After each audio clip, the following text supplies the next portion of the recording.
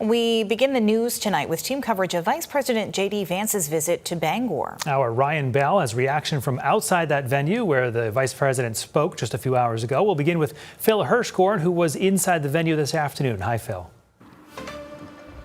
Hey there, Brian and Amanda. So JD Vance touched down in Air Force Two this afternoon for a boisterous rally attended by several hundred supporters, including, for what it's worth, 6 of the 7 Republican candidates for governor who were on our debate stage last night. Now, the crowd heard Vance talk mostly in his 30 minutes of remarks about fraud. This is a new task force he's leading for the Trump administration, focusing on Medicaid fraud and overbilling and other problems with government programs. He also talked about U.S. House candidate and former Governor Paul LePage, who's unopposed in the Republican primary in the 2nd Congressional District, the seat being vacated by Jared Golden. But as I say, the focus was on problems with MaineCare, our version of Medicaid. Its 2026 budget, $4.7 billion, $3 billion of that federal funds. And the administration points to $2 million roughly in alleged overbilling by one non-governmental organization run by Somali immigrants. It points to a potential $45 million in overbilling for autism services. And here's what Vance said about that. And oh, by the way, what happened to the autistic children and their families who actually need those services and need a competent government to ensure that they're doing the right thing? My friends, this has gone on for far too long. You have been fleeced by your own government for far too long, and we are stopping it every single day.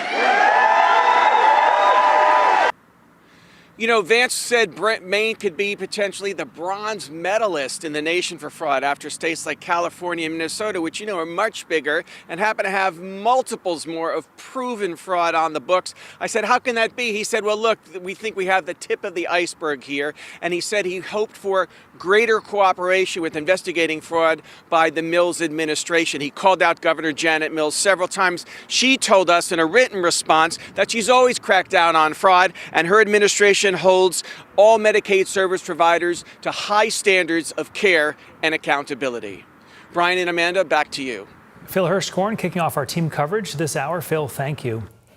Meanwhile, protesters also gathered during the Vice President's speech. Ryan Bell joins us live with reaction from there. Hi, Ryan. Hey, Brian and Amanda. Behind me is the building where Vance was joined by a few hundred supporters and gave his speech. But to my right and across the street is where a few dozen people gathered to protest Vance and the Trump administration as a whole. And joining them were a few Democratic candidates for office. In attendance were gubernatorial candidate Shanna Bellows. Showing up alongside her was Matt Dunlap and Jordan Wood, who are running for Congress in the 2nd Congressional District. And that group condemned a number of Trump administration policies, including ICE, the war in Iran, and access to reproductive health care. When asked about fraud, Bellows and Dunlap saying they don't believe it's a widespread issue in our state. When fraud occurs, we will catch it and we will hold the perpetrators accountable.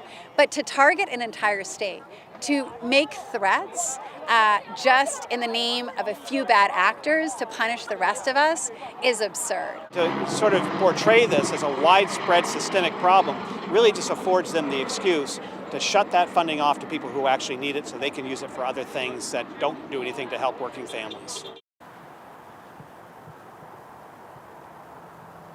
And coming up at 6, we'll hear from a few of the protesters on the ground here, as well as some Trump supporters and Vance supporters that were in attendance at the event today. Brian and Amanda. Ryan Bell live for us in Bangor tonight. Thank you, Ryan.